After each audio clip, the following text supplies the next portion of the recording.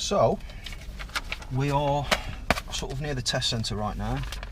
It's the first time we've really been over here. It's what day are we on? Wednesday. Test Friday.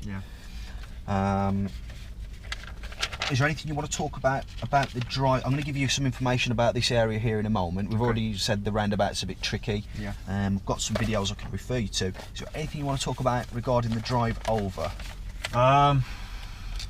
Well, the fact that when I turned into that road and I didn't look properly and I didn't see the bus lane, and I wanted to go over the bus lane. So I guess the first question that pops into my head: when am I allowed to go over the bus lane, if I'm ever allowed? Yeah. So, bus lanes can be driven through outside of the times of operation. Okay. So there should be signs saying, you know, if it said, I don't know, let's just say a rough thing. 4 AM or something like that. Yeah, like it finishes at 4 AM. Let's say you start work at 5 AM or you set off because you're on early. Yeah. You can drive through that bus lane up until, I don't know, let's say it starts at 7. Okay. There's no buses, or so you could drive through. But you'd need to know, and you'd need to be absolutely sure, or else you could end up with a fine. And that's why really I made sure you didn't go through that bus lane, because I don't want you, because it would be you that ends up with a fine as the driver. I don't want that to happen. Also, sometimes you need to cross bus lanes to access a premises. But the main indication was the solid, and it was proper thick white line. It is. It's thicker than some of the others that we can see. Also, that you find. Also, what colour paint was the bus lane? Was it normal tarmac coloured or slightly different? It was like a, I don't know, light brown maybe. So I guess it's looking for the clues before you enter the road, isn't it? And that's been a bit of a theme. So we're going to be looking at other things that's caught out is speed limits with new road, isn't it? Speed limits, floor paint and stuff. So when you're waiting at a junction, use that opportunity to be taking in everything, all the information you can. I think the reason I went away quickly is because that driver was waiting for me, and then I started concerning myself with you know, I saw that there was someone behind me, so I didn't want to cause, you know, an obstruction, so to speak. So I didn't prioritize, you know, my vision with regards to what's happening on the main road, rather than concerning with the fact that that guy was waiting for me. He offered me to go in front of him, the minivan, the bus driver, the minivan driver actually. So all you needed to do, as soon as it was apparent that he was letting you go, you just needed to go right, left, forward, anything around, anything right back to overtake. No, let's go. Whereas there's a bit of a hesitation, weren't there? And maybe as you started going, you started then thinking, well, I've been here a while, I feel a bit pressured to sort of hurry up. And so maybe that was it. It was that for me. But it's still no excuse. Fine. Other than that, this roundabout was a bit tricky. As I was coming off, I didn't have enough time to, because it was new to me, I didn't have time to actually see the traffic lights with the grills, I'll be honest with you. So I was just concentrating on the fact that it was a new roundabout, so I was, you know, making sure that I'm in the right lane, you know, checking my mirrors, that kind of thing, rather than looking forward. So it needs to be all fluent, it needs to be all in one go, as in checking everything at the same time. Yeah, you can start checking that much earlier as well, them lights, you know, because you've got a big bend in front of you as you come down, so big bend, look across, back to where we're going, look across, back to where we're going, alternating the views. Because now that I look back on it, I think when I'm at roundabout, I'm more concerned, now that I'm analysing more details, I'm more concerned with when do I have the gap, rather than looking forward and thinking, is there a set of traffic lights at the roundabout? Is there anything that I need to be aware of as soon as I go on the roundabout? Maybe some lane changes or anything like that. So that's something for me to keep in mind. Okay. I'm going to make sure you're aware of what to do on all this tomorrow, because it's the last day, the last 4 hours before the test on Friday. But in the meantime, this evening, on the channel, I don't know if you've seen this, but I'm going to write it down for you on your notes here. It's Derby driving test routes, tips and advice. It's called Everything You Need to Know. And there's little clips of all these little bits around here. Like, so I've got a bit of a tutorial on coming round there, all the things you need to know. Do you mind if I quickly get it up and bookmark it? Yeah, by all means. But if you study those, you're going to be aware of all the bits, and I'll show you them tomorrow. Normally I go through this before the first mock test. It's just that we haven't really had time to do it yet. Yeah. So I'm really glad you're willing to put the time in at home as well. Yeah, yeah. I won't write it down because you're going to find it. Yeah. So you just go to playlists. Playlist, okay. Go into that. Keep going. So now I'll go back again. I'll show all the playlists. Derby driving test tips and advice. There's 17 videos in there, I think. So all of these. Yeah, and these are all to do with the local area. You imagine on this piece of paper, put a dot in the middle, and then you're gonna. The test is 20 minutes. Right, so, yeah. You're only going to travel 20 minutes out and 20 minutes back. So within this radius, there's going to be various little bits that need to be covered. Yeah. Okay, fine. Within that playlist, we'll cover them all. And then so you get an understanding from that. Draw questions from it if possible. Tomorrow we'll go over it live in person. Okay, all right. Fine. For what we need to do today, in terms of turning right at the roundabout behind you, which is what I want you to, which is what you're going to be asked to do. Back. Okay, yeah. Do you want to just give that a watch now? Because it'll probably explain it better. You'll actually see it. Just get onto that playlist again. I am on it. And then your driving test and there, but now it's turning right really at the beginning the test, turning right, second exit. Yes. Okay, so one of the ways that you might be asked to go on your driving test is right at the end of Belmore Way, isn't it? Yeah, Belmore Way. So right will be described to you as second exit. Note that this first section here isn't like control. Just pause that section is after. Look over your right shoulder. Yeah, see where that AA car's going? Yeah, that's where we're right. Okay, fine. So when you go over there, make sure there's enough space for your car and you're not going to be hanging out blocking the actual through road. Yeah. So So if you behind the solid line, yeah. That's what you mean. Well, if you look, the cars that, well, they were there. If there's two cars there, there's only probably enough room for three at a push. The back of your car doesn't want to be hanging out into the road. I see. You see where the cars are zooming past? Yeah. All right, so it's just something to think about. So if you watch the next bit. So let me just. So right will be described to you as second exit. Note that this first section here isn't light control, but the section is after. So look early. Across here, make sure that when you come across, your exit is clear. Basically, that you're not going to be backing up, still sat on the roundabout, obstructing the lane behind you. So if there's a couple of cars, beware. So the idea is that if I look and I see that set of traffic lights on my right hand shoulder currently, you're saying that I shouldn't actually move away if they're on red? If the traffic light is red? What did we say about the solid white line thing? Well, the idea is when it's red. If there's a solid white line in front of you, and yeah, then you wouldn't move away, of course, yeah. But there aren't any solid lines, so I can move away. Exactly, that's okay, a junction. Fine. But you don't want to go past them giveaway lines at the junction before you get to the lights. If there's two or three cars in this space here, okay, I'm with you now. Because you're going to be blocking the. Of course. Okay, now I'm with you. Yeah, fine. Good. Okay, fair enough. All right. The next thing is,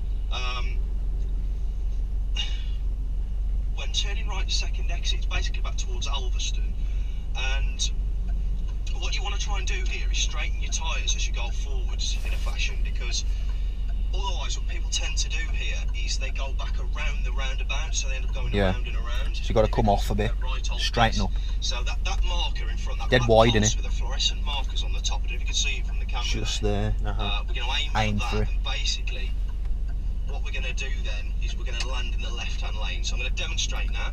Left-hand lane, normal driving. Well. I see. See what I mean? So yeah, that post, into the left-hand lane, and that's it. That's all you need to know.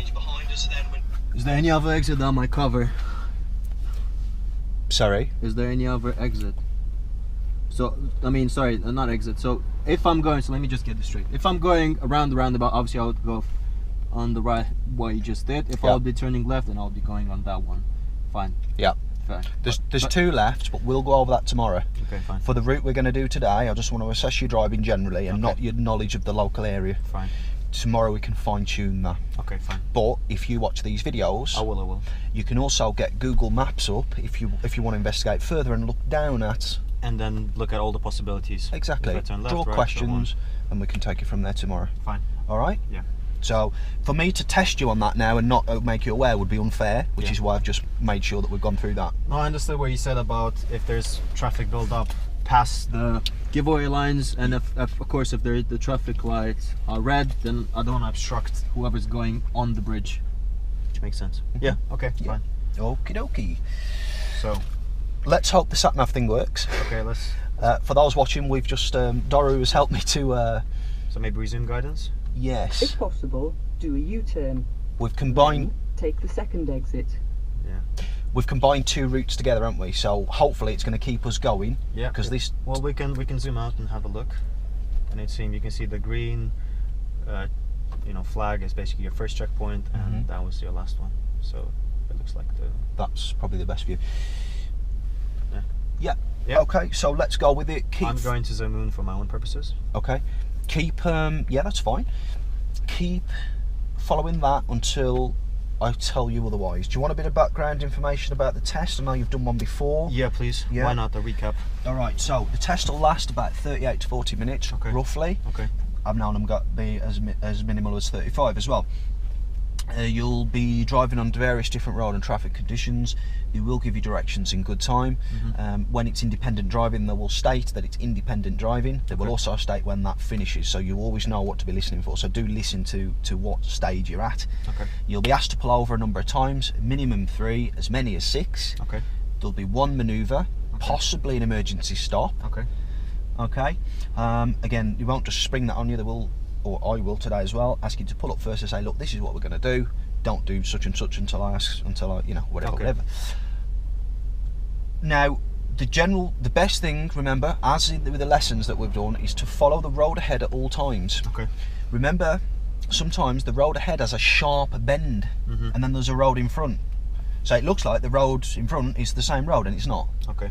So look out for road markings. Just keep following the road ahead, unless I or road or traffic signs direct you. Otherwise, if you're in doubt, do ask me. Use me to my full potential. Okay. Ask me where am I?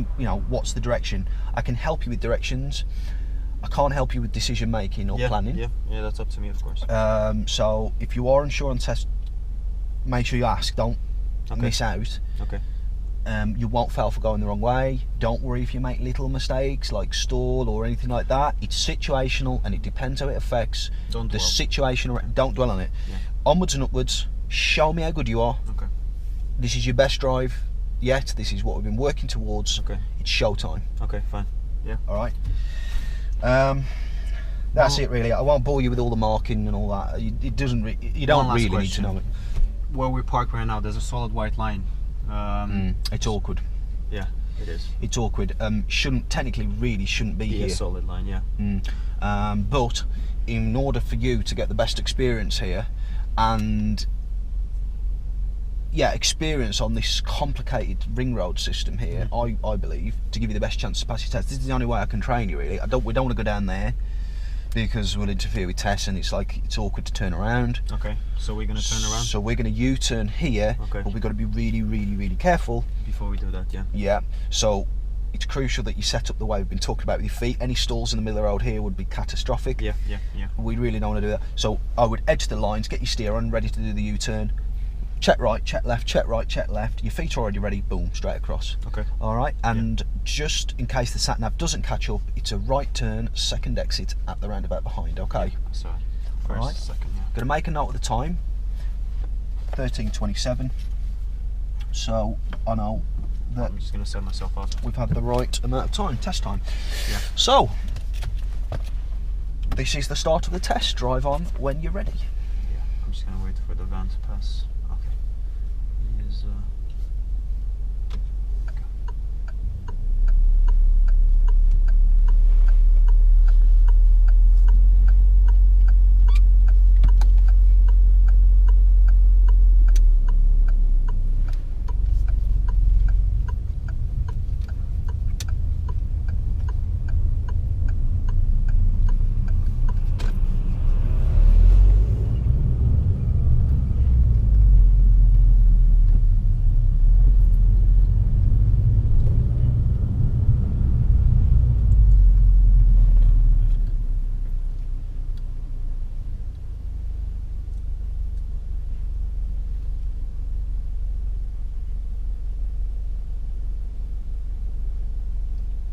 So it'll be this exit. Just do what you'd normally do. It's second exit, it's a right turn. It's the right one.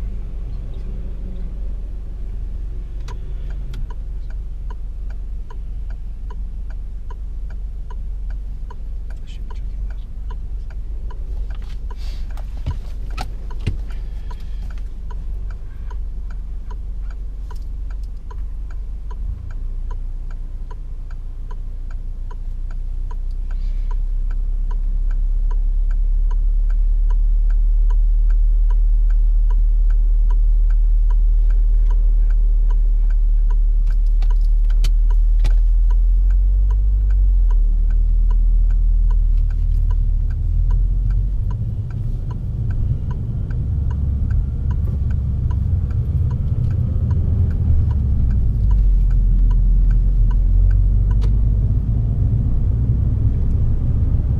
In 300 yards, at the roundabout, take the first exit. Rains Way.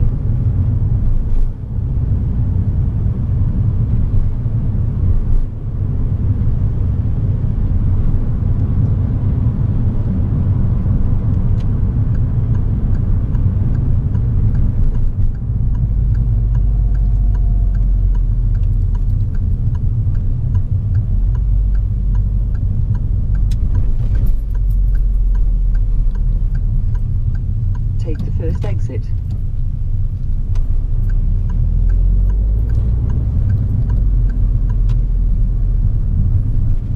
In 100 yards, at the roundabout, take the second exit. Shardler Road.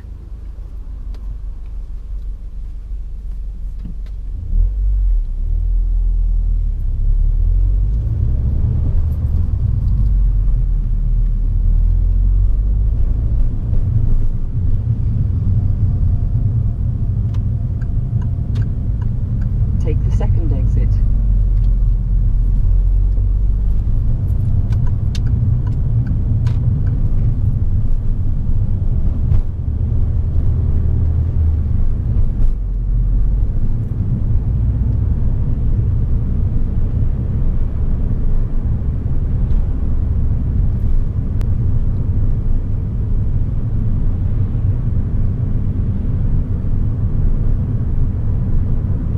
In 200 yards, turn right. Grange Road. We're not going to turn down there, okay? Okay. I want you to just follow the road ahead until the sat-nav catches up with the second route. Okay. What I would like you to do is pull up at a safe place on the left, please. Turn Okay. right.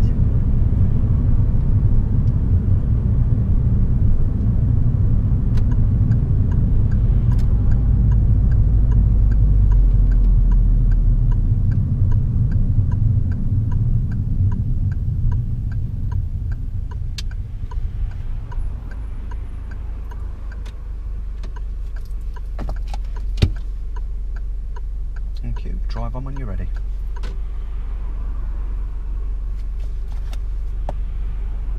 Just gonna wait for the motorcycles to pass.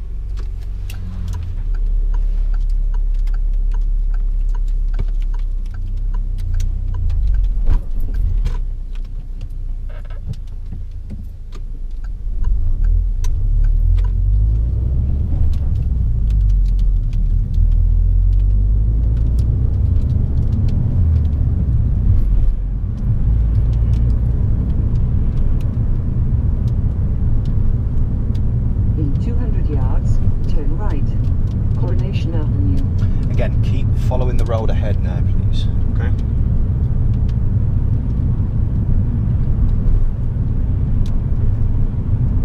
Turn right.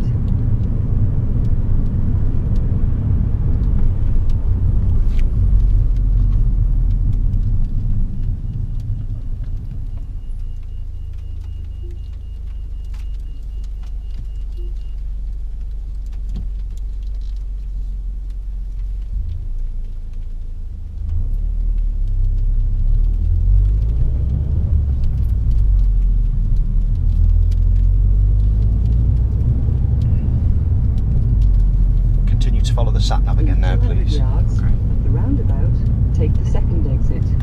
Shardler Road.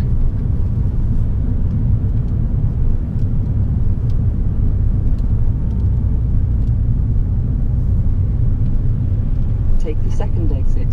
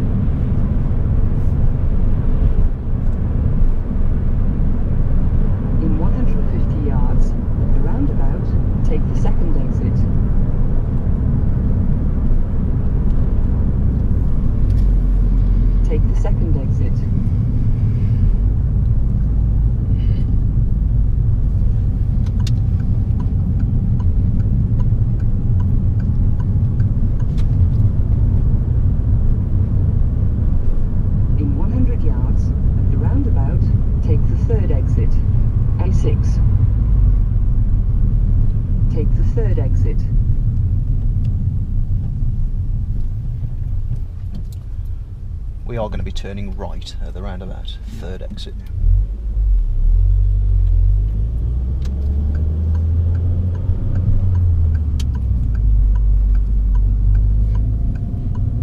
Thank you.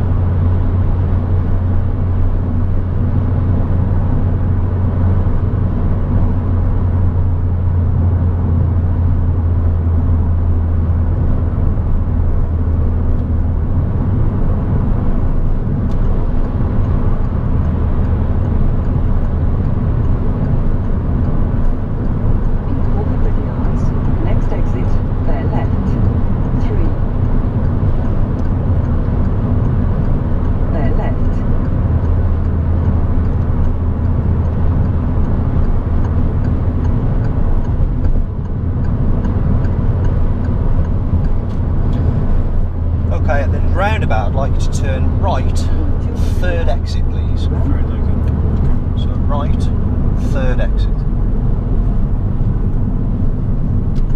Take the fourth exit.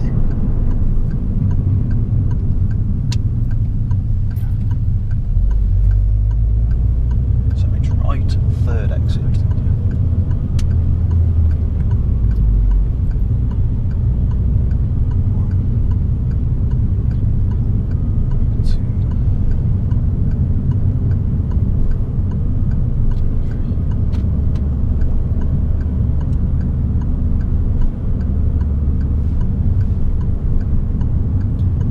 Roundabout, turn right, third exit please. Okay. So it's right, third exit.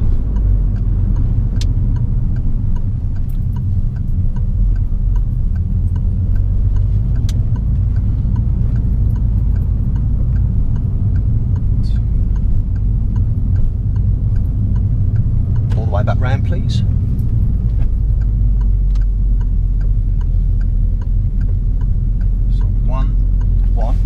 Two. Okay, that's one. Okay, fine. What the hell is that?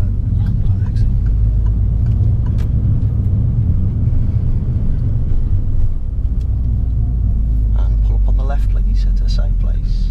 Okay.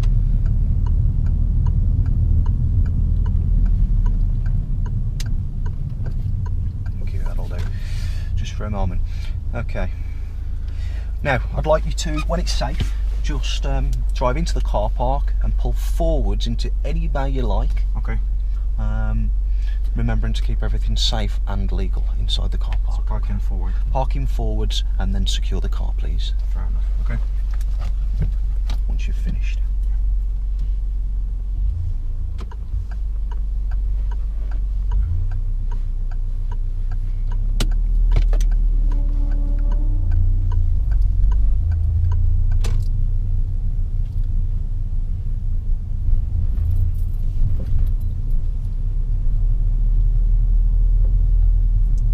Any bay you like.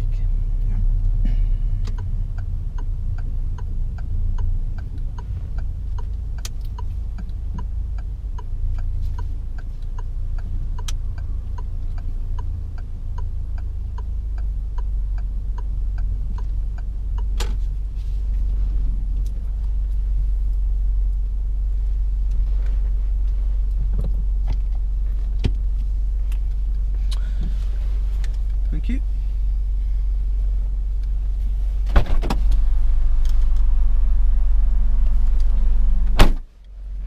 Thank you. And I'd like you to reverse out of the bay when you're ready.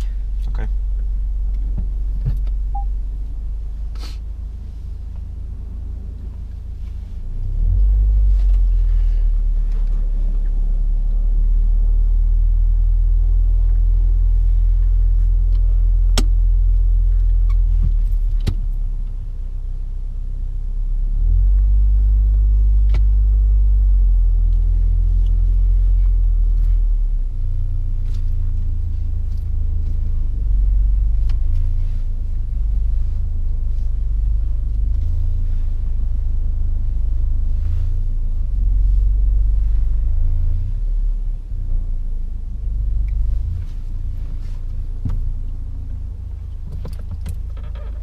Thank you. I will be giving you directions from now on, just to be clear, okay? Okay. Alright, so that's the end of the independent driving section. Okay. Drive on when you're ready. Okay.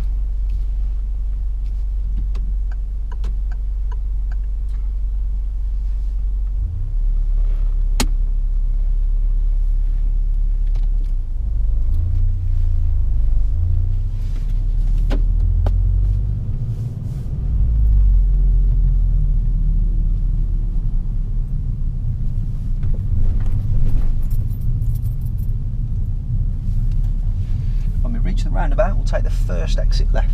Okay.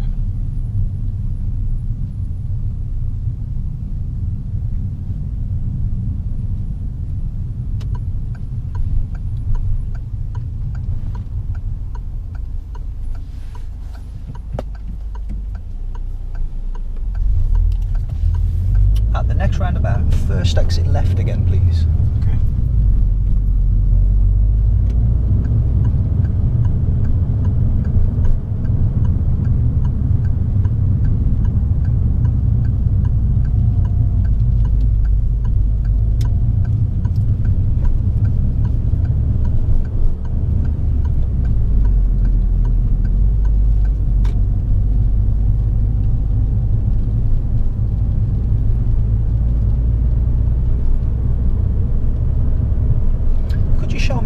wash and wipe your front screen, please? Yep. So, in terms of washing them, this front ones. Could you show me how you'd wash them as well, please? Yeah. Here you go. Thank you. I won't be asking you to do that again. Okay.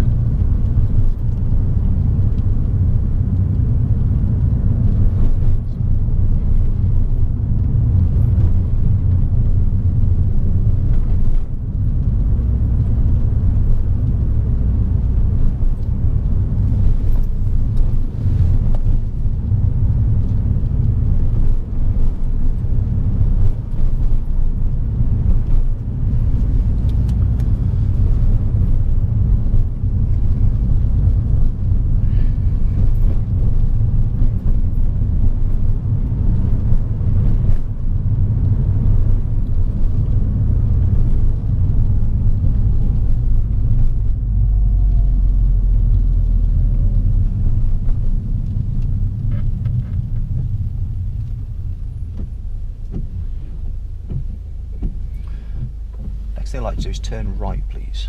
Okay. At these lights. At these lights turn right. Yes, please. Okay.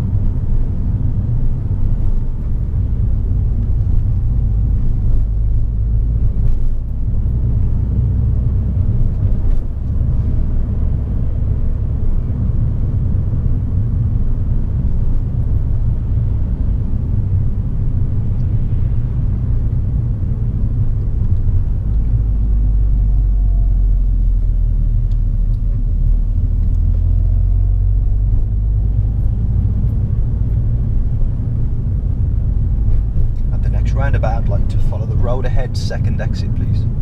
Okay.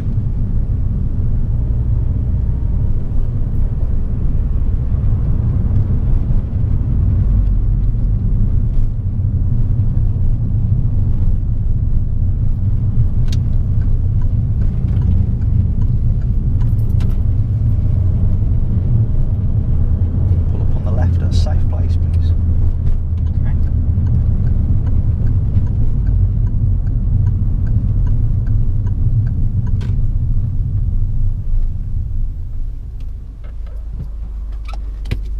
Thank you. Drive on when you're ready.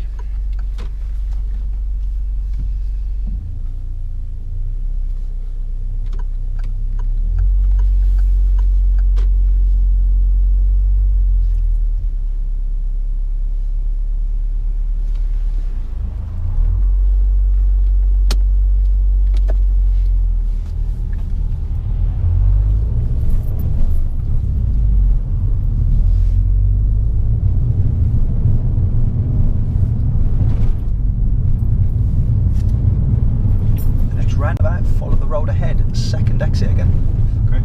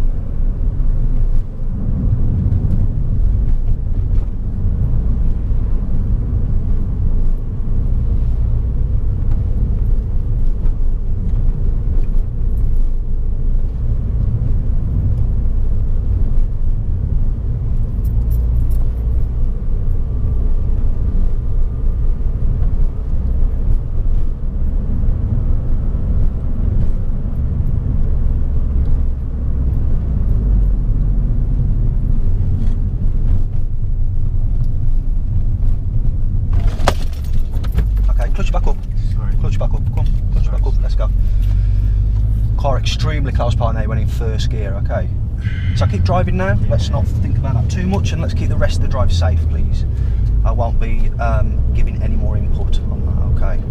Back to test conditions.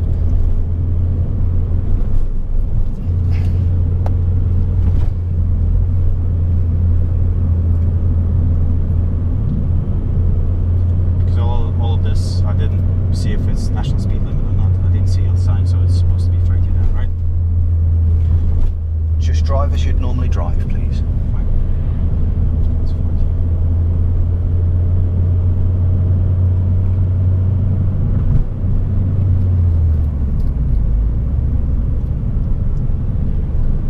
The roundabout. At the roundabout, we'll be turning left.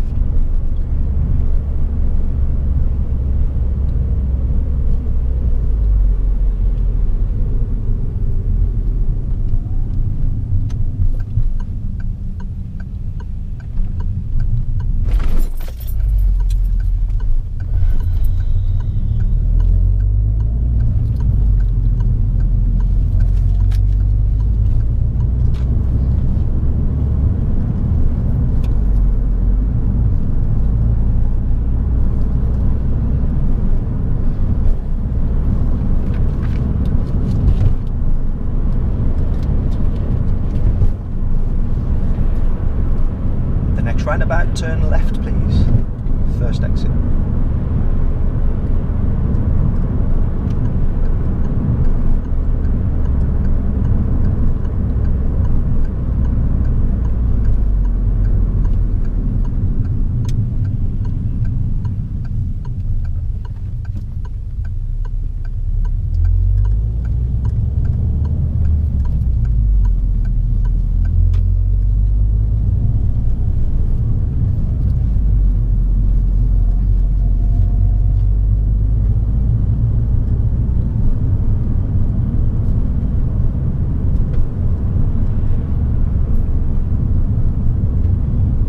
Roundabout, turn left, please. First exit.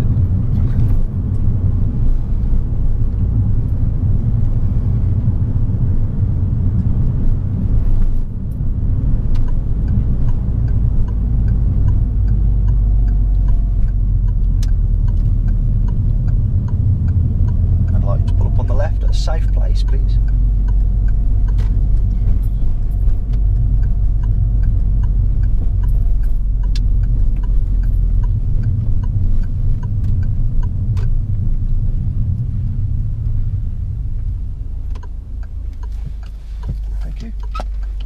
Just bear with me a couple of seconds while I just complete some.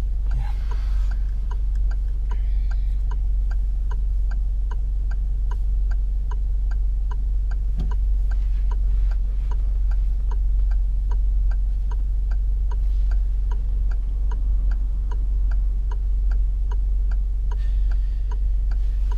Okay, the next thing we're going to look at doing is the emergency stop. Okay. Okay, so the instruction, I'm going to make sure that it's safe first in my mirror.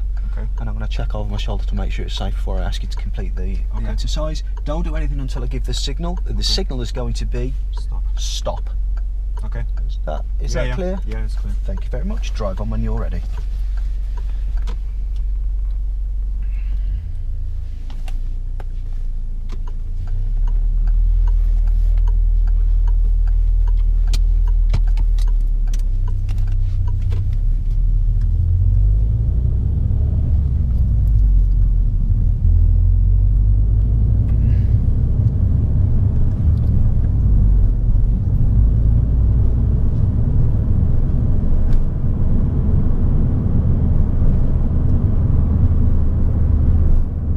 Stop. Thank you. Drive on when you're ready.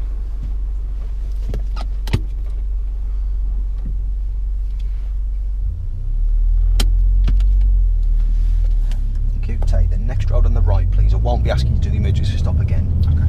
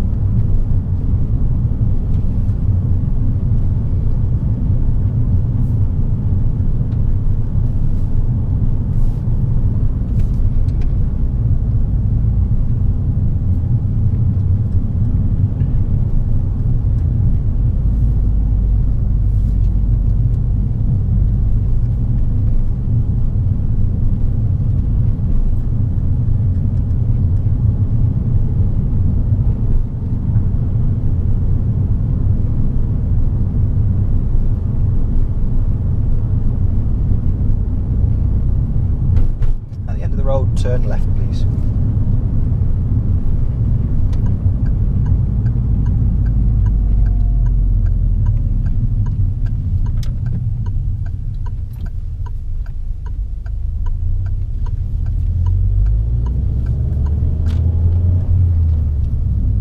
At the next roundabout, turn left, please.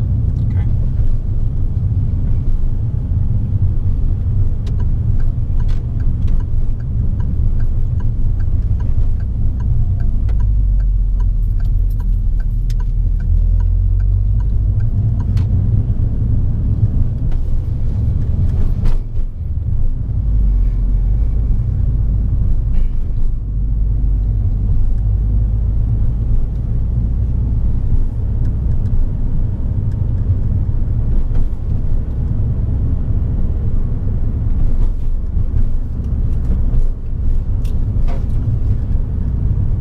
Roundabout ahead, turn right, second exit.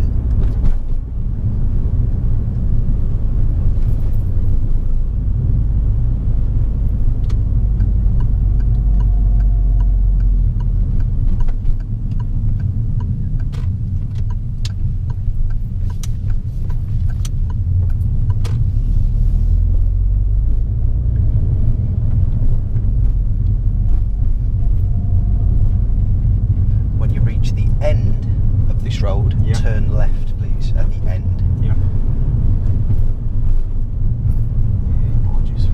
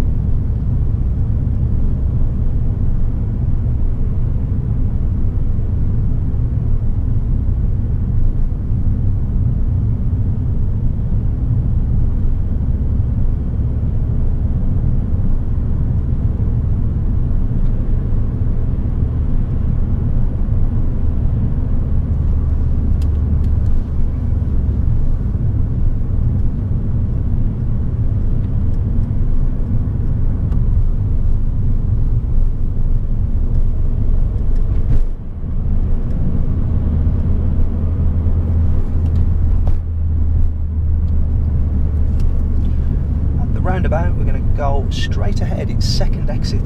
There's two roundabouts close together. We're going ahead at the first one, right at the second one though. Back to test centre, okay?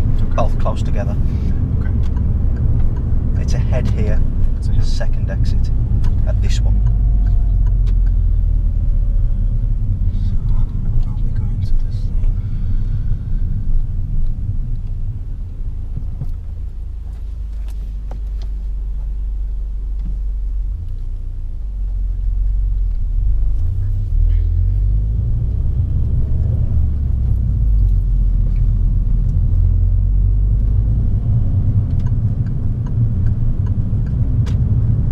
It's right, second exit at the next roundabout. Yes.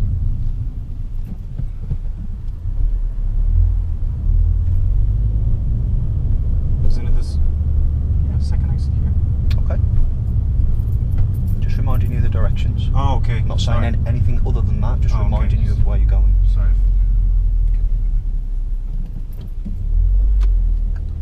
I see.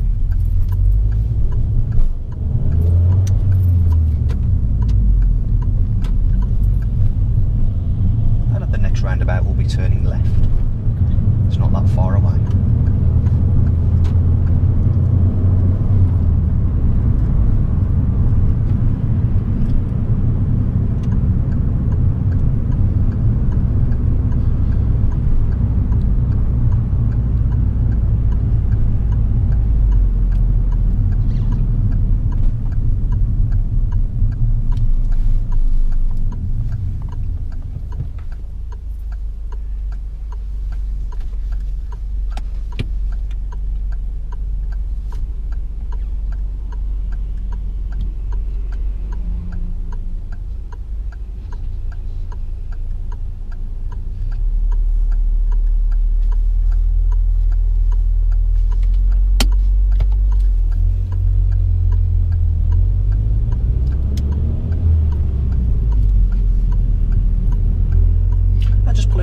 lay-by just behind the learner car there, as close to it as you can.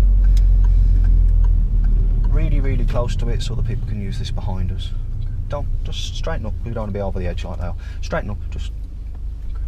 Okay, as close as you can.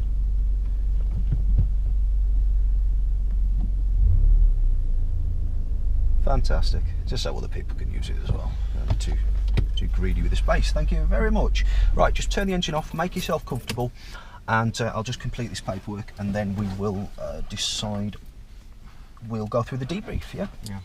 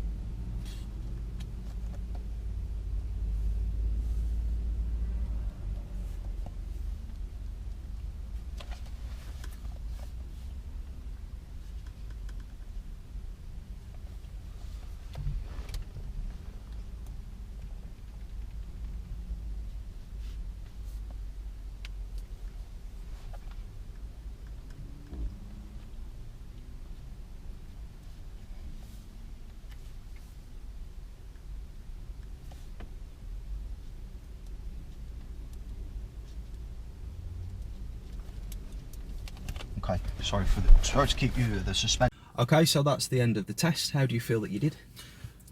I believe I had at least two majors, I believe. It went horrible at the beginning, then it went okay kind of midway, and then again horrible towards the end.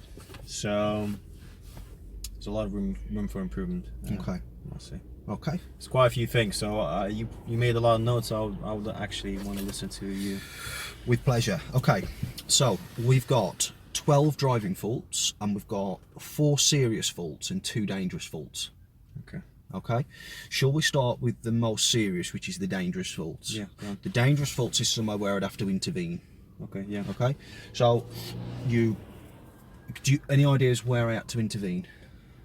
Yeah, when at the round, well, there were a couple of times coming towards the roundabouts when I was jerking motion, so there was someone behind. Those I think there was 2 of those. Both times. Yeah. Both times. The other 2, I don't know. You see how that car's been rear-ended there, that learner car? Yeah. That Renault. That's what could have happened to us. Yeah. Because I went into first gear. yeah, instead of Second gear. or third would have even been. But your timing's way off, and your braking for them bends was going around way too fast. You drop gears, but you drop into fourth. I knew you were gonna say that. Do you know what? There were a couple of times when I went around the roundabout in third gear, and the reason for that is because there was no one around, and I didn't want to drop in second gear. That's right. Though there's a big difference between third and fourth. Third is a good gear for going round bends. You know, because four's more of a driving straight line gear. It's very rarely you do go round bends in fourth, but generally a good drop is 4 to 3 or 5 to 3. Clutch up. But your clutch takes so long to come back up, you're just coasting the whole way anyway. Okay. So you kind of just wasting your time going for the gear change because you're not using it. Okay. If you look back at the videos, you'll see that it's just a case of getting it through to you though, getting that clutch up. So basically braking earlier, braking much earlier, and then gets to a point where I actually start using my clutch and then changing into gear. Fine. So let's say here's the bend, right? And here's you. You'll be approaching it, and then you'll start braking just a tiny bit, and then you'll go for the gear. You'll go round the bend. Your clutch will still be sort of coming off the floor. You've gone through the whole bend, coasted around the whole thing. Really, not intentionally, but because your clutch hasn't come up, you haven't got the engine braking. Okay. The gear change is pointless. Now, because you're going for the clutch down too early and not really doing anything with it, because you haven't braked, you're not sure what gear to select. Because you're undecided about your speed, it's here or there. So we've got to be assertive, we've got to think, well, normally for bends we use third. Or for a bend of this nature and this narrow road, I would use third. So there's the bend, that's the bit I need to be slow for. There it is, here am I, there's about 100 yards in between, or whatever it is, just a rough example. Get the squeeze on the brake, so that by the time you hit the point where you'd start to steer, the clutch is already up in the next gear. Okay.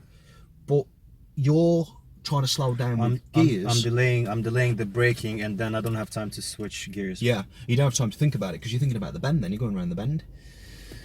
So and that happened both times. And what happened for the purpose of the camera, I don't know if I certainly felt it, and I made sure that I put the clutch back down because you went from 4 to 1, whereas really you should have gone 4 to 3, clutch back up, smooth, job done. Bob's your uncle. We're good going around the corner there. Yeah. We had a car close behind both times, so my first reaction, clutch down to stop you engaging first gear, which would have stopped all the basically the car does this, doesn't it? Yeah. You know. So all of a sudden, we're travelling at 5 miles an hour in first, car behind's tailgating, goes in the back. At that point, not sure whether you was on or off the brakes, but if you do change gear just from the gear alone, change speed from just from the gear alone, there's no brake warning to tell them that you're going to be slowing down particularly in such a nature. So it's really dangerous. So that happened twice. Okay. Yeah. Do you feel like you know what you need to do to put that right? So I'll write it down as you're telling me, just so you can reflect this evening. Yeah, fine. As well. Well, we said this many times. It's just braking earlier, and making the decision in terms of looking ahead, seeing how many cars there are. It's just a matter of making a decision in terms of, okay, I'm gonna go from, well, I won't be going into around about a fifth in a fifth gear, but from fourth to third or second gear, that'll be something that I need to look for, basically.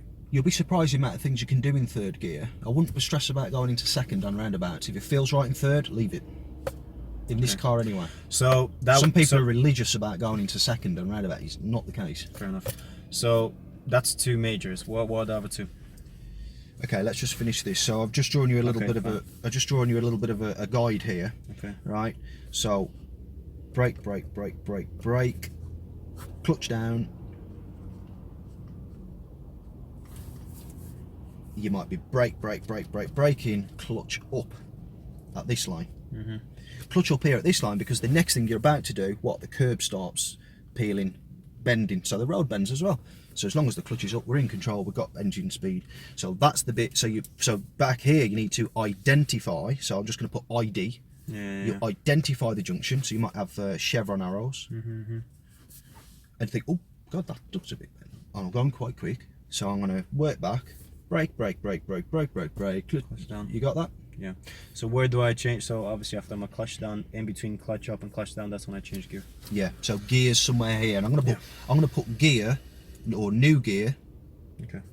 New gear and a question mark, because it depends on the situation. It depends. Yeah. Fine. Right. So just for the people watching, that's what I've just drawn. Right, so identify there the bend, chevron arrows, and then work your way forward. Squeeze the brake, keep braking, brake, brake, brake, brake, brake, clutch down, whatever gear, clutch back up, crucial, before it starts to bend. So we've got engine braking and control before we go. Is that clear? Yeah. All right, so that's the 2 dangerous faults for that, and I think. Go on, be honest. No, I am just trying to think. It's because you're not slowing down. You haven't got time to think about your gears. I need to be slowing down earlier. But when you slow down, you're doing it from your brake, remember, from now on, not the clutch. We're going to brake, clutch is still up, still braking, clutch is still up, it's not Don't touch clutch until... Don't touch it till you're ready for the gear, till you've reduced your actual speed. Let me put it in my own words, right? So, coming up to a bend, I'm assessing the roundabout, I'm looking and I'm thinking, okay, I can actually go forward, but I'm still in 4th gear, right? So then... I realize I'm in 4th gear, I need to switch. I can still go around it in 3rd gear, so brake, brake, brake, brake, brake, clutch down, 3rd gear, and I would say about 3 car lengths before I start lifting my clutch, and before I get to what's it called, the stop line, or just before the roundabout, essentially, clutch up, commence. Which that's correct? The bend, you mean? Yeah, the bend, yeah, sorry. Yeah. Now, when you select the gear, the clutch takes about 7-8 seconds to come all the way up sometimes. Okay. So it should be way earlier than 3 car lengths. No, everything you said, right? But as soon as the clutch goes down and selects the gear, the left foot should do this. Should go from brake to acceleration. No. you want to engage the gear first. If you accelerate while the clutch is still on the floor, the engine will go and rev and do nothing. It's like sitting here revving in neutral. It's the same as. There's the floor, this part of my hand. Yeah. Here's your clutch. Yeah. You've gone clutch down. Yeah. Next thing, you've selected the gear. As soon as you selected the gear, the clutch should start going 1, 2, 3, 4 off. What you do is 1, freeze, 2, 3, 4, and we ain't slowing down really. And that's another thing you do. And you've noticed it since I've been training. I've been telling you, of course, but it's like I won't say it again. We ain't got much time. Yeah. You need to start getting it up. So in your head, 1, 2, 3, 4, 5 off. Okay. That's what you need to be doing. Okay. Not 1, 2, 3, 4, 5, 6, 7, 8, 9, 10. We've gone around the bend then. Yeah. Fair enough. All right. So that's 2 majors. What are the other 2? So I'm going to circle these so that we know what we've talked about them. We've got serious faults. A dangerous fault's where I have to intervene. A serious fault's just anything that could pose potentially serious risk. Position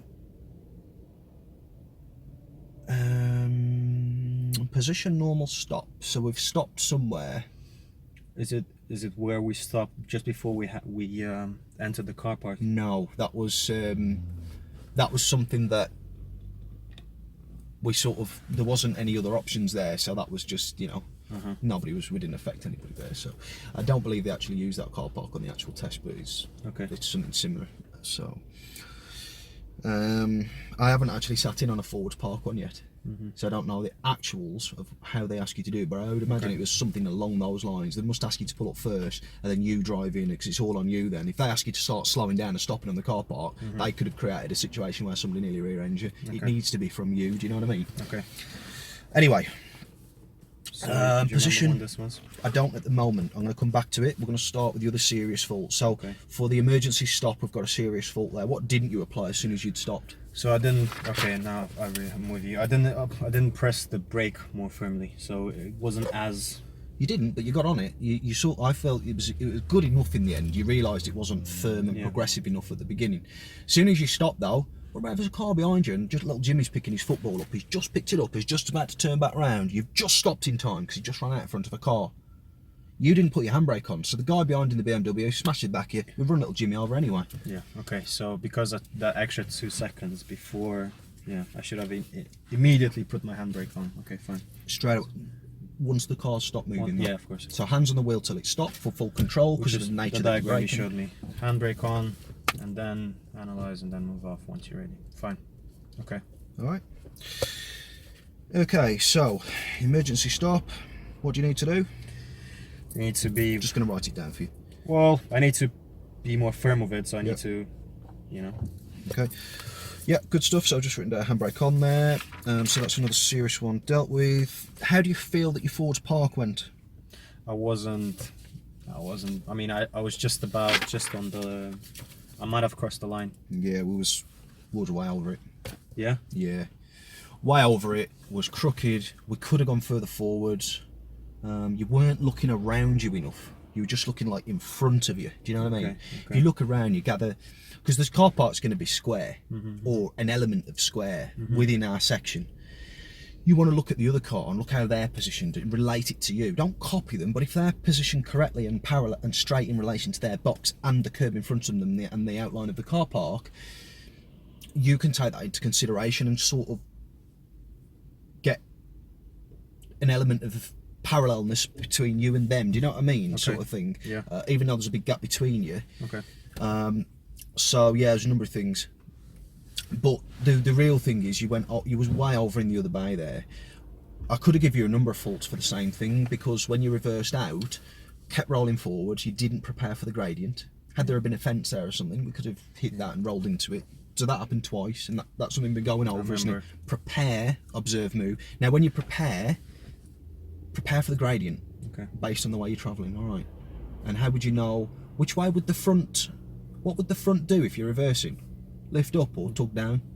If I would be reversing, it would have to lift up. It would tug down. Why?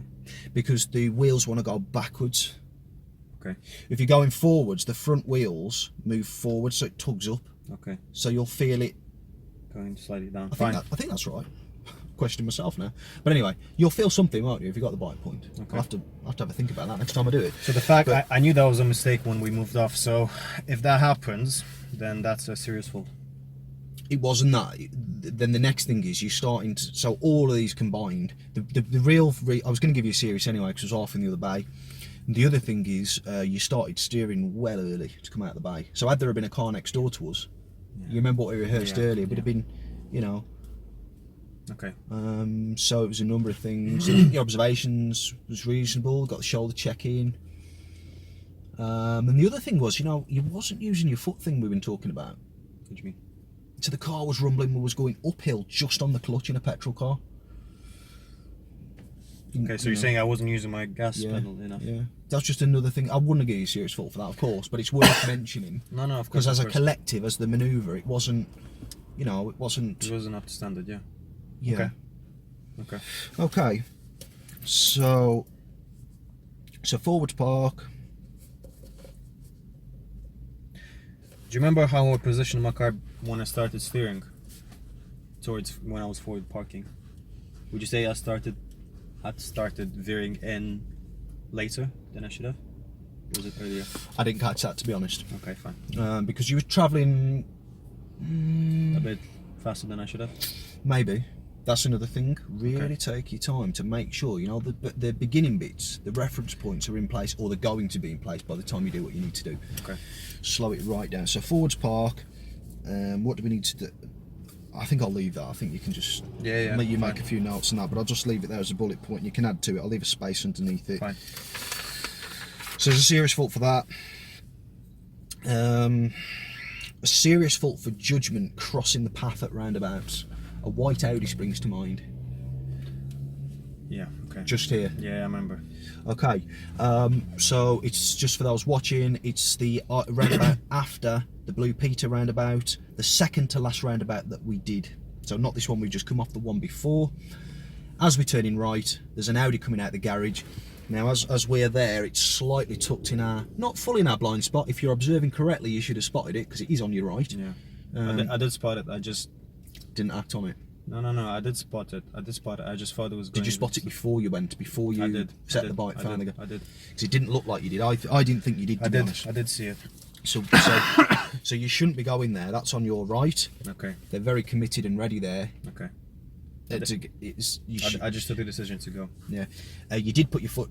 If you'd have put your foot down right at the beginning, maybe we would have got away with it, but then you've got to think... Then you got to think, if you're going around the roundabout with your foot down, the lights are on red on the other side, you slam on, that could be equally as dangerous, so you've really got to weigh it up. Okay, fine.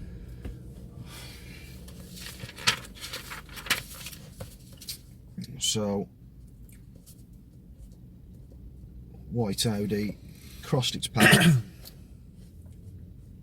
caused it to change speed.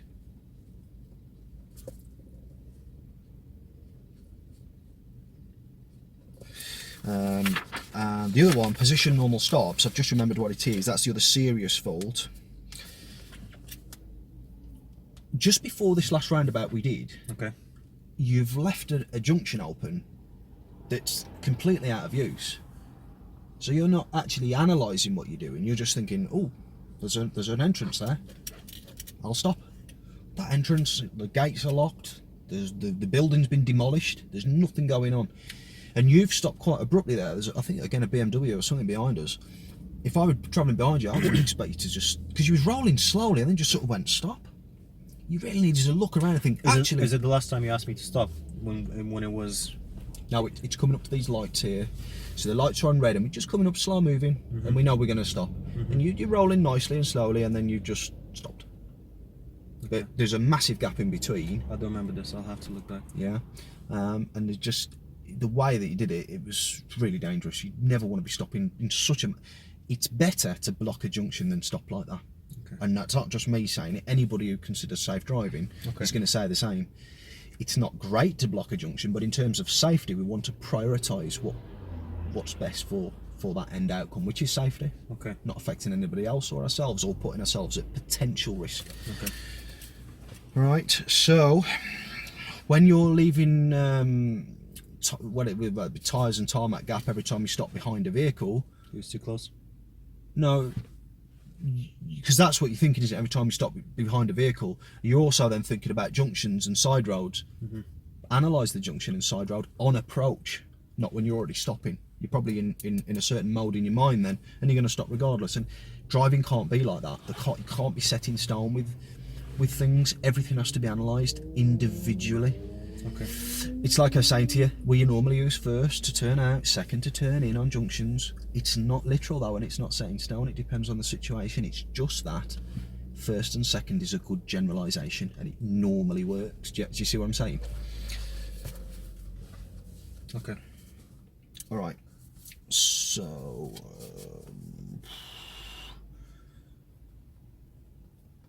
side roads. I'll just put side road should I block, and then you can refer back to this conversation and you can refer back to the video. Should I block it? Question mark. Side road. That's side roads then. Yeah, I can read it. All right. So let's deal with the driver faults. So we've got one for clutch, and that's just going around corners with the clutch still down. You know, what were we talking about earlier? Yeah, it's the same thing, but that was before the serious fault. Gears, same again, really. So when we come out the pub, we've gone all the way around that bend with the clutch down, and the reason is because you put out of the parking lot. You mean? Yeah. Okay, fine. All the way around to the jump, and we stopped and we didn't need to stop. The reason we stopped was because your clutch was down. You wasn't prepared. So really, I guess I should have marked this as undue hesitation for you not being prepared to go because of your lack of preparation. You put your clutch down, and because the clutch was down and you was rolling, it's hard to decide what gear to change then. Slow down first, decide what you're going to do while you're slowing down, then drop it into the gear to do what you think you want to do based on what you can see approaching on your approach. Does that make sense? Yeah. When I looked at it, as I was coming down, I didn't look further ahead. I was looking just in front of me. Yeah, you're looking everywhere. So coasting. So it was a good old distance. That was. I kept looking down. I couldn't believe he was doing it actually, based on what we've been speaking about. To try and give you a clue, I kept if you watch. I don't know if you can see my head actually in the camera. I don't think you can the way we set it up, but I just kept looking to try and give you a hint there. Anyway, like I say, listen very closely to the words and the body language as well sometimes in these tests. So you can get some clues sometimes. Not officially, mind. Signals necessary. What you're doing is you're pulling up at the side of the road. And before I pulled off, You're cancelling it. I cancelled it. Yeah, I remember that. You've not completed your manoeuvre yet. Then you put it on once you've stopped. Yeah. It should be the opposite way around. Once you've stopped, cancel. Once I did it, I knew it was a mistake. So yeah, because should have just left it on. So when the examiner asked me to stop, I shouldn't really turn it off. I should leave it on. And then you say, obviously, once I stop, I still leave the indicator on, showing that I'm parked. Handbrake on. Then once the examiner tells me, you're ready to move on or commence, then if needed, I indicate going right or just moving off without signaling. Now, in terms of moving off, again, if there's someone coming from behind, right, and if I see, then I shouldn't really be signaling because that'll confuse them, correct? Not unless you've been sat there for about 10 minutes and you really could do with a hand. Yeah. If there's but then you still won't, even in that situation, you still won't upset the flow of the traffic. So you've got to gauge it where you think they're slow enough where they could just ease off maybe and just allow you to sort of get going, as long as you're efficient with your controls. You'd need to be on the gas. That would be on a really congested road. When I'm trying to move off from a parking spot, then I would probably indicate if there are a lot of cars passing by, correct? No. Is that what you mean? That's a last resort, that is. It's Okay. a real last resort. If things are passing, don't signal. Okay. Wait for be really up to date with your mirrors, wait for the right gap, bang the signal on. If then something's in the distance but you're still going to move off and you've got time to move off without affecting it, what that signal will do is stop that car from putting its foot down further and closing the gap that you know is safe to take Okay. at that precise moment in time. But it could change if you don't signal. See what I mean? The other time you needed to signal moving off once because there was cars coming towards us in the other lane. I remember. So you needed to signal right because, let's think about it, there's people there that could benefit potentially, keyword, potentially, from our information before we do what we're about to do, or as we're about to do it, sort of thing. I remember which time. If you remember, I actually turned it on and then I turned it off. The indicator. The reason I turned it off is because I just thought I would confuse them. But ideally, if there's traffic coming, you know, from the opposite lane towards me, then I should always have my indicator on. You should really, because they might want to park on their right. Fine. They might want to drive into a driveway. They might want to take a side road on their right, your left, before you move off. So it could be important. Okay.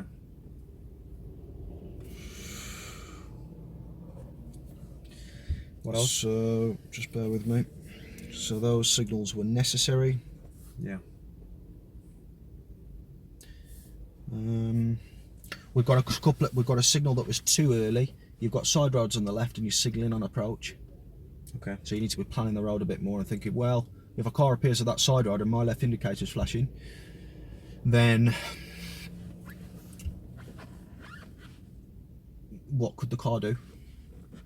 If you're approaching with a left signal on, what does it look like you're going to turn into? And they might pull out on you. So really assess the road. Eyes down, eyes up with your focus. Shall I signal yet? Yes, yeah. Oh, no. I'll wait, you know, till you're halfway past the junction. Okay. Yeah? Yeah, I'm with you. Progress appropriate speed. So when I asked you to do the emergency stop, we got driving, foot was down, we're doing 32 down that tight residential street. I think you're thinking too much about the emergency stop. What you need to remember is you're just driving on as normal. So I don't need to. Nothing special. I don't need to make yeah. No. It's a couple of times I saw when I had 34 in my speedometer. When I had 35 miles, rather than 30. Yeah. So there's two there for speed. We've got one for positioning normal driving. Really considering whether to give you a serious fault for this, because we've got two single lane roundabouts as we come in. So we turned right at the co-op in that right turn box. There's one there for positioning actually as well. Just before we got to the traffic light, you said we need to turn right. Right, when I had to go like this. That's it. Good job in getting into the box. When you're positioned to wait to turn right, what did you do? Rather than have my front wheels straight, I had them inclined towards the traffic. We did that, so... But other than that, I should have secured the car. Is that it? I think so as well, because you're in a vulnerable position when turning right. If you get clipped, you'll get pushed into oncoming traffic, particularly if the car's angled or the tyres are turned to the right, straight into them. But the main thing is, for me, like you sort of went, on that occasion, is you went past the point of turn, so you almost had to go round and then back into the junction. So you'll see me just having a check over the shoulder. Cars behind will just cut you up. Not cut you up, but they won't realise, because you've gone past the turn a bit. Does that make sense? So because I went past the turn, I should have checked my you should have, really, yeah. But the key is, yeah, to make sure you're safe. But the key is, don't go past your thing. Don't go past your point of turn. What is your point of turn? Solid line in front of me. Is that what you mean? Because obviously you have the normal lane, and then past that small island, right, where the pedestrians cross, you have that extra, very thin lane where it has the sign on the road, you know, turn right, which is where I went, and then past the traffic lights, I would stop, and I should be positioned with my wheels front, and with probably my shoulder across the center line of that road. No, you'd be too far past, right? You want to line up your door mirror, because your door mirror's level with your front tyres, which do the turning. Okay. Ish. You want to, you know, the centre line of the road that you're going to turn into, or the bollard with the arrow on, like you said, the blue circle and the white arrow. Line up your door mirror with that. Stop. Dead straight. Fine. Next thing is we move, we turn, bang, straight into it. Nobody could cut us up. They could, but it'd be less likely because we've not invited them into the space. So coming back to what you said, where did I go past, you said some point of it was at so coming through, we just finished the sat-nav, we've done the parking, down the hill, through Chellaston, and there's a co-op on the right. We've turned right there. Okay. Alright, it's probably about 15 minutes into it, ish. Alright, so it's that right turn. So, the other thing is, when we've done that and then we've gone straight on,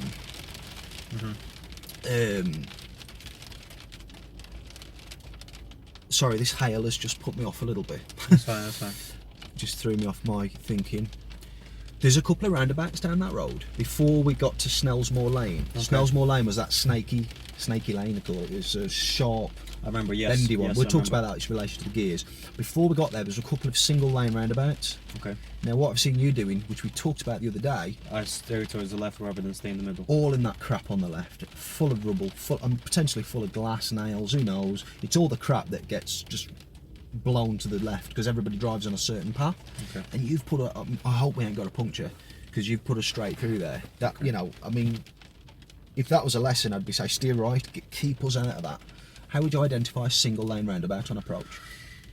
Well, it'd be the width of the lane, so it'd be just slightly bigger. So I would say maybe the size of this, more or less, or just a bit bigger. No, as in what we said. Oh, this width on approach. Yeah, width. so it'd be about this width on approach, and nothing to suggest that it's two lanes. Like no paint in the middle, no widening of the road. Sometimes they put paint there to make it smaller, like hatched area.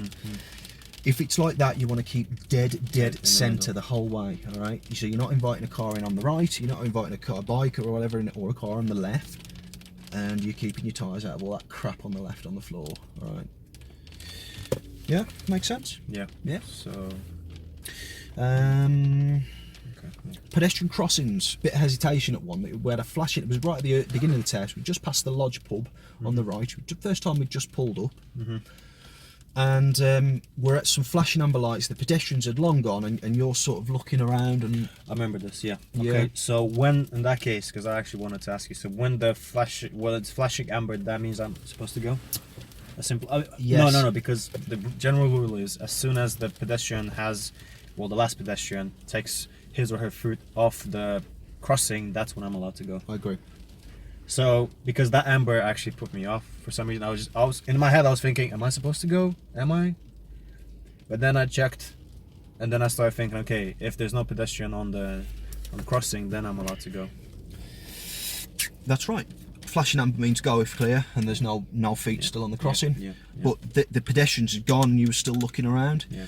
Refer back to the video I recorded earlier the week. We sort of discussed lights and we discussed flashing ambers as well, so that might be useful for you. Yeah. And remember, bloody hell, spitting it everywhere like a little baby. It's okay. Remember that flashing amber will only ever get you going again. It's never to stop you unless, basically, green's always going to follow, unless there's pedestrians still on the crossing, in which case it might stop you. Does that make sense? Yeah, it just gives them extra time, even though it shows red for them, red light for them. That's why you have that extra, I don't know, 3-4 seconds for the cars when it goes amber flashing. Correct? Would you say? No, So, but it's just a flashing amber. There's no red. there's no red. No, not for me, for the driver, for the pedestrians. When it's flashing amber, what would be showing for the pedestrian? They should have some indication that they are ready to cross on their lights. The lights might make a sound. So let me rephrase it. Okay, when you see that for us, the drivers, the amber flashing, right? What would indicate on the pedestrians' traffic set of small traffic light? Would it be red, or will it be amber intermittent for them as well? That's my question. Depends on the type of lights, but they normally, I think it's on a puffing crossing, they've got a green man that shows, and sometimes the crossings make a chiming sound, particularly if it's a pedestrian crossing and not a traffic light. Okay. It's not something I'm massively aware of, the differences. All I know is how to use them. I've really not gone to town with looking at different colours on the lights as somebody pressed it. To be honest with I think if you're not careful, you start getting lost in all the little. Yeah. It's not important. That, yeah. You just need to know: do I need to stop? Do I need to go? What's that colour mean for me? Yeah, that's all. And that's it. Yeah. You don't because you're not a pedestrian crossing the crossing, are you? You're a driver approaching the crossing. Yeah, I'm overthinking it now. Yeah, you are. It's like when you're trying to pass the theory, it wants you to know the names of all the crossings. Oh, this one's a pelican, this one's a puffin, this one's a toucan, this one's an equestrian. Jesus Christ, let's just learn what those colours mean and let's just deal with it safely. Let's not, and it's testing you whether you can remember the names of them. For me, I don't agree with it. Yeah. But there you go. It's not about me, is it, I suppose? Position normal stops, one driving fault so 2 faults really for position normal stops. The first time I asked you to pull over was near the Lodge pub, and you had a right good opportunity to pull over, just rolling along, and eventually you just stopped on the bend. And there was a perfect opportunity just after the bus stop, so pulling on the left before the drop curb, and there was also another raised curb just after that. But then you carried on even further and was right on the bend, and I just thought there was absolutely no reason for that. You needed to be more decisive. And I would just be scanning every road anyway, just the possibility that you need to pull over, and that would just keep everything into account so that it's fresh in your mind. So yeah, we didn't need to stop there basically. Yeah. So planning and awareness, I marked you for that because I had to remind you that it was turning right at the roundabout. Do you remember from the sat nav? Let me think about this. Altogether, it would be 1, 2, 3, 4, the 5th roundabout, I believe. I had to tell you to get to the right hand lane. Or I didn't tell you to do that. It's up to you to know that. I just said we're turning right, and that's up to you to sort that out safely, which you did do. And on the test, it's quite nice to see you remembered all the sideways glances and stuff. We've been working hard on that. There was instances where you was using your gas as well. It wasn't all just like you did on the park, the forward park. So yeah, there's some good stuff there as well. But lots of improvement. Bit stuff for improvement. I hope you're the I've got some homework, don't I? Yes, a little bit. So I just made a few notes. What's KB? I'll let you know. So shoulder check. Sometimes you're checking your shoulder on small roundabouts. You don't need to. If you're crossing a lane to exit a roundabout, I would consider whether so centre left sideways, because there could be something lurking in that lane. If you're already in the left-hand lane, it's a small roundabout. There's no point. Yeah. Once I've done it, I realized that. I know which one I'm talking about. As I was coming on the left-hand lane, I checked my left shoulder, and that was. And I think it affected your positioning as well slightly, because you weren't looking where you're going. So you got to prioritise in terms of risk and safety and types of roundabout. So that was that.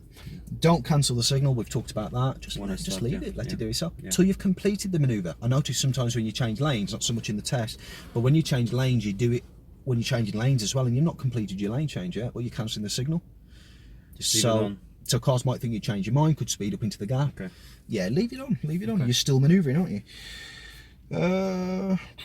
Single lane. Right. You are, when you're approaching roundabouts and that, when you're positioning, you're signalling to position. Yeah. Whereas really you want to identify as soon as the road opens up and go with the paint. Yeah. Or the opening if it's curb on the left. Because you're positioning, you're signalling, and there's junctions. If you have a look at the roundabout that we did on approach, so just the last, we approached the Blue Peter roundabout, there's 4 lanes on approach. Mm-hmm. There's cars waiting on the right, and you've signalled right. Mm-hmm. If I was them cars and I was eager and I was in a rush, I'd be thinking, oh, he's turning right, I'd be thinking about going. So you don't want to be, and I think you did a couple of times, you watch it back, you should just position, check your mirrors, and be dominant with your road positioning early. If you are, cars can't get into the spaces behind you anyway. But if you leave gaps and space, it's an invitation, and then you have got to do a full check, and it might require a signal, but you don't want to leave it to that point. Yeah. All right. It's a good job I like the sound of my own voice, isn't it? I don't. Signalling for position, yeah, and okay, yeah, got. So that's everything there.